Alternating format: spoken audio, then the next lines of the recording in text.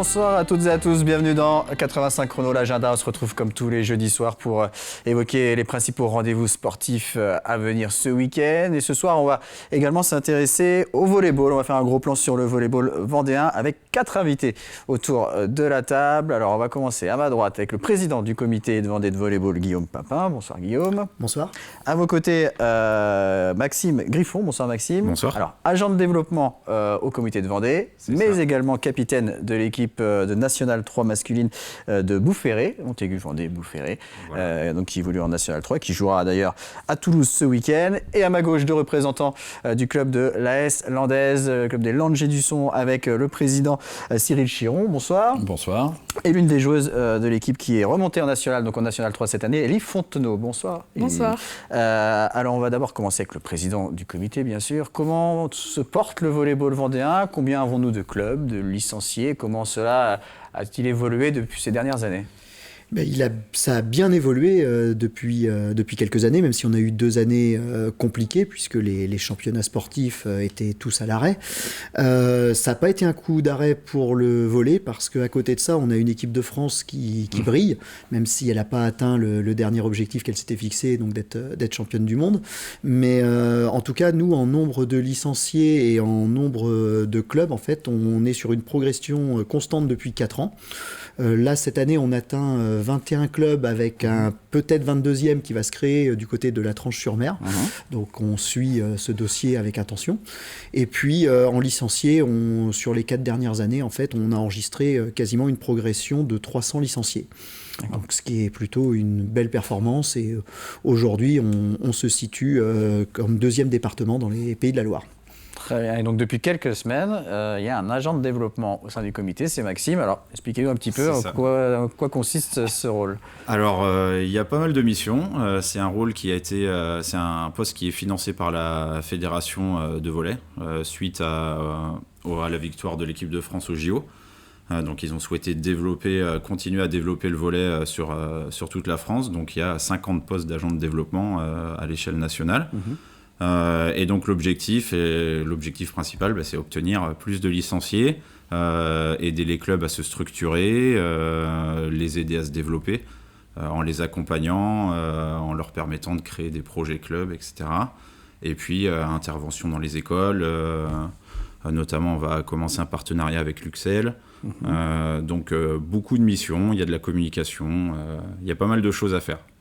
Guillaume Papin, en quoi c'était nécessaire ce poste au sein du comité?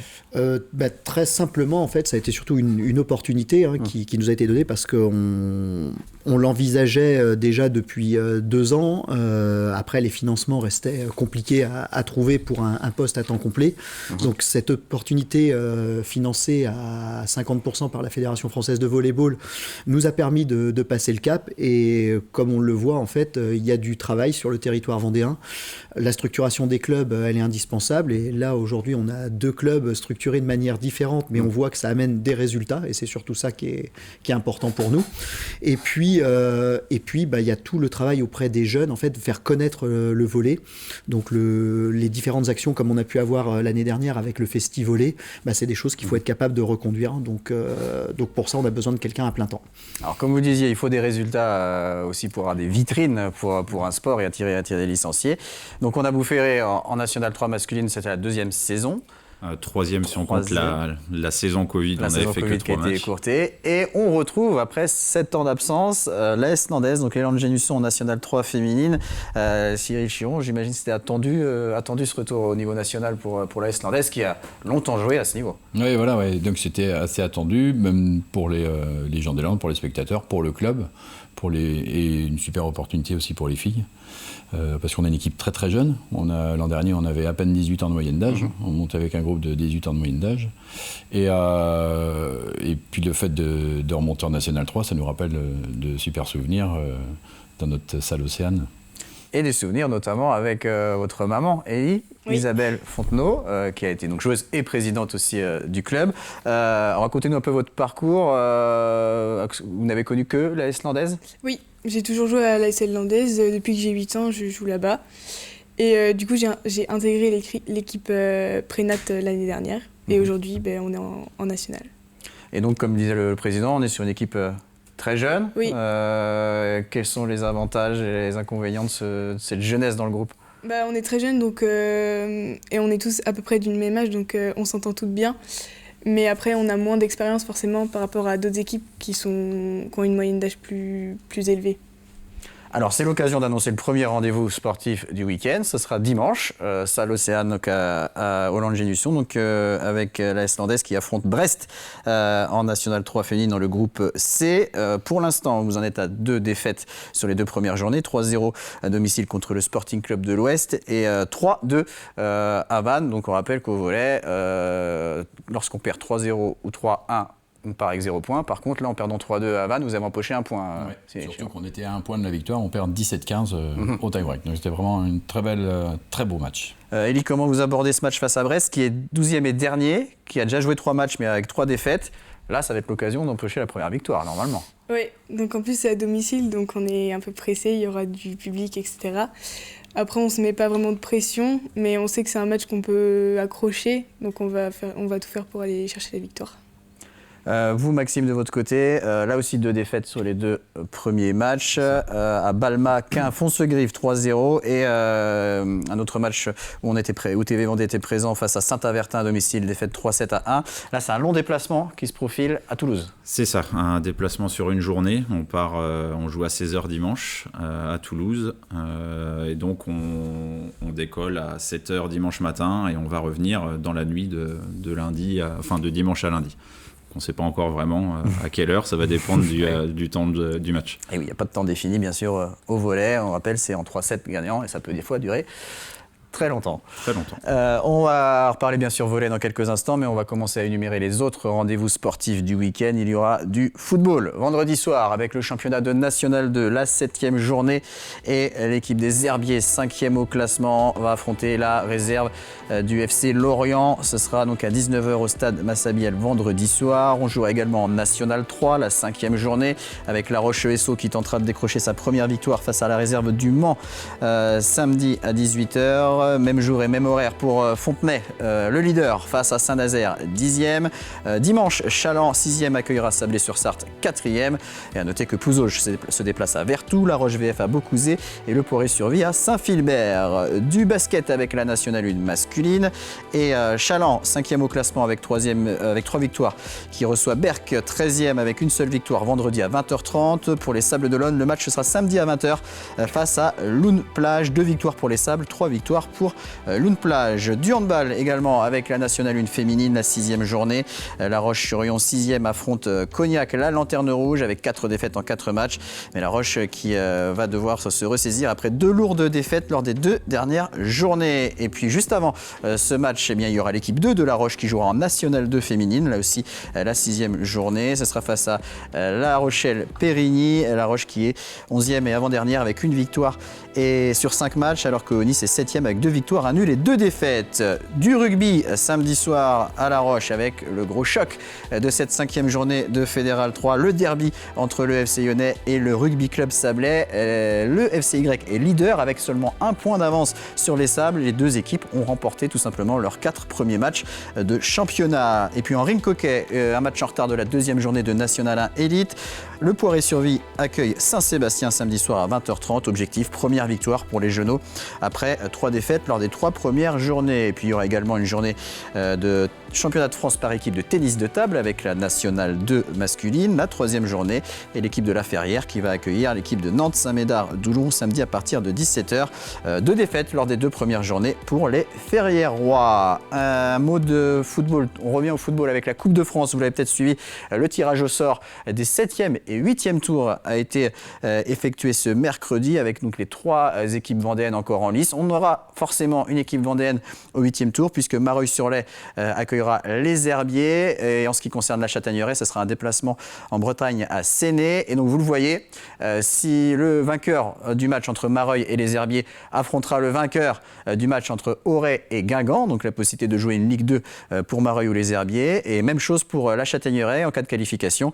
Les Châtaignerésiens affronteront soit Orvaux, soit le Stade Lavallois. Et puis toujours en Coupe de France, mais en basket, Chaland s'est qualifié mardi soir pour les 16e de finale en s'imposant face à Poitiers à domicile 69-60. Et le VCB qui ira affronter Saint-Chamond, équipe de Pro B en 16e de finale. Ce sera le 23 novembre. On revient au volleyball avec nos invités, notamment vous, Maxime Griffon, donc agent de développement au comité, mais aussi capitaine de l'équipe de Boufféré en National 3, une équipe de Boufféré qui a été repêchée cette année, puisque vous étiez dans les relégables l'année dernière. Exactement, on était dans une poule de 11 et avec 3 descentes, donc on était le premier relégable.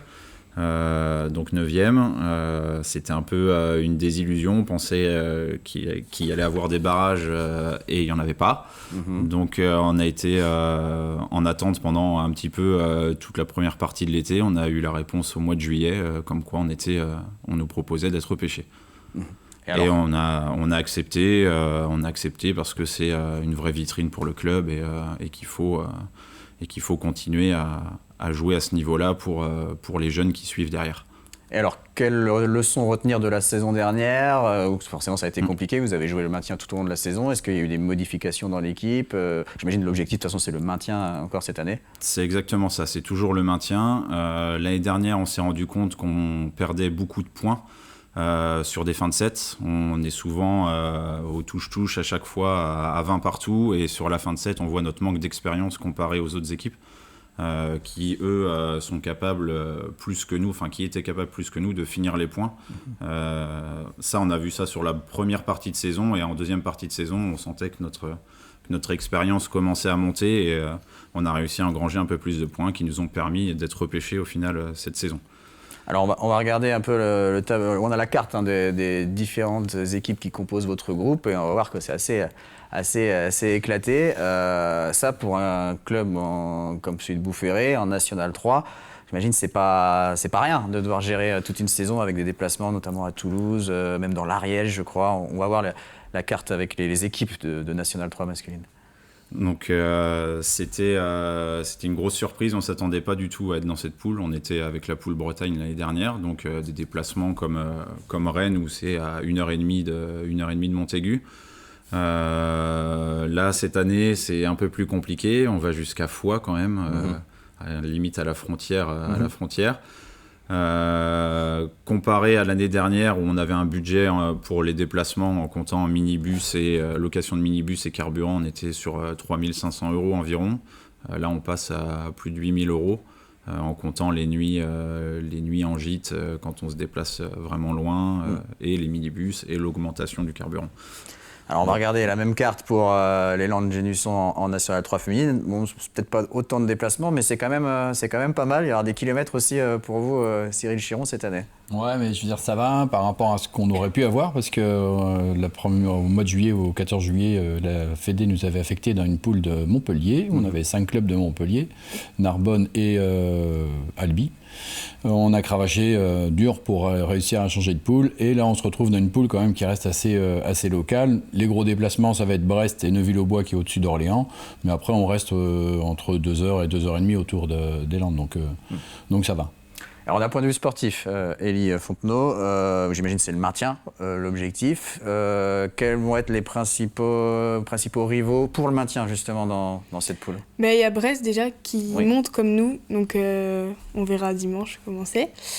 Et puis après, il y a des équipes qui descendent de N2, donc là ça va être plus difficile d'accrocher forcément. Et puis après, on ne connaît pas encore toutes les équipes vu qu'on n'a pas joué contre tout le monde et qu'on vient d'arriver. Donc on verra comment ça se passe. Guillaume Papin, là on a les 2 clubs donc, au plus haut niveau sportif, donc National 3, mais est-ce que ce sont les plus gros clubs en termes de licenciés? Alors en termes de licenciés, ils font partie du top 5. Il y a un lien de cause à effet aussi, puisque une vitrine, ça attire plus facilement.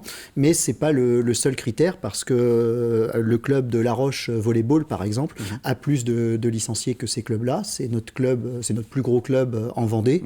Et il doit y avoir également les Sables d'Olonne qui se situent sur le podium, juste derrière Boufféré. Et c'est des clubs qui évoluent en pré-national et pour La Roche, et en régional pour les Sables. Donc il y a du potentiel qui existe ailleurs sur le territoire pour, j'espère, un jour avoir aussi d'autres équipes au niveau national, puisque plus on aura de vitrines, plus on attirera de monde. Et donc, on le disait, les résultats et les vitrines que sont les équipes au niveau national sont importantes pour attirer du monde, mais j'imagine qu'il y a aussi différentes opérations tout au long de l'année pour attirer des licenciés. Vous parliez du Festivolet tout à l'heure. Quels sont les moments forts de la saison au niveau du volley? De la saison du volley, ça varie vraiment sur tous les ans, puisqu'on remet en cause à chaque fois nos projets. Cette année, donc, on n'aura pas le Festivolet, puisqu'on l'a eu l'année dernière. C'est une manifestation régionale, donc ça tourne dans chaque département. Par contre, en rebond à ce Festivolet, on a créé un festi scolaire, donc, qui sera tourné essentiellement vers les écoles. Maxime, notamment, dans ses premiers mois sur son emploi d'agent de développement, a lié un partenariat avec l'UXEL, et ça va nous permettre de regrouper, je dirais, entre 200 et 300 jeunes sur un site au mois de juin. Après, on a également la période estivale, qui est une belle vitrine pour le volley. Depuis quelques années, on a créé un gros événement sur la Tranche-sur-Mer, avec des joueurs issus des équipes de France jeunes ou des clubs pro qui viennent en démonstration le samedi en fin d'après-midi. Et puis, ça enchaîne sur un gros tournoi sur la journée du dimanche. Donc ça, c'est des événements importants. Et alors, c'est pas encore officiel, mais on est en train de se battre pour essayer d'obtenir le championnat de France militaire sur 2023, sur le territoire vendéen. Donc, c'est en très bonne voie. Et à savoir qu'on a 2 entraîneurs vendéens qui s'occupent des équipes de la gendarmerie, masculine et féminine, et qui viennent d'être champions de France en 2022. Donc, ce sera aussi une belle récompense pour eux si on peut les accueillir et qu'ils nous montrent leur savoir-faire sur le territoire. On souhaite que ça puisse aboutir. Un mot rapidement, alors on retourne à Boufféré, mais pas pour parler volley, parler Lego, puisqu'il y a un événement ce week-end, Expo Lego, et le club de volley y est fortement associé. Un très gros événement en effet, donc on va avoir le Boufféré All Sport qui va être entièrement rempli de Lego, donc un événement en partenariat avec l'association des ailes de Joe pour soutenir Joseph qui est atteint d'une maladie dégénératrice. Donc il est déjà venu, à notre dernier match faire le coup d'envoi. On a fait une petite photo tous déguisés en super-héros avec lui. Donc il est très attaché à l'équipe et l'équipe est très attachée à lui aussi. Donc on espère que cette expo va être une vraie réussite parce qu'il est fan de Lego. Donc lui faire vivre un super week-end qui va être très chargé. C'est tout le week-end au Boufféré All Sport. Allez, on termine avec les autres rendez-vous sportifs du week-end et du judo du côté des herbiers avec plusieurs compétitions, un tournoi mini poussin benjamin samedi, le Grand Prix des jeunes minime cadet dimanche organisé par le judo club des herbiers, du surf à Bretignolles-sur-Mer sur le spot de la Sauzet avec le Sauzet Contest et c'est organisé par le Bretim Surf Club. Il y aura du surf, du bodyboard. Compétition samedi ou dimanche en fonction des conditions. N'hésitez pas à vous renseigner sur les réseaux sociaux. Il y aura du water polo également à La Roche avec la première journée du championnat régional. Les Lyonnais affrontent Le Mans samedi à 19h45. Du motocross au Sable d'Olonne avec la ronde du Caudriou. C'est une épreuve d'endurance tout-terrain avec une compétition de 3 heures en solo ou 5 heures en équipage. C'est organisé par le motoclub du Pays des Olonnes.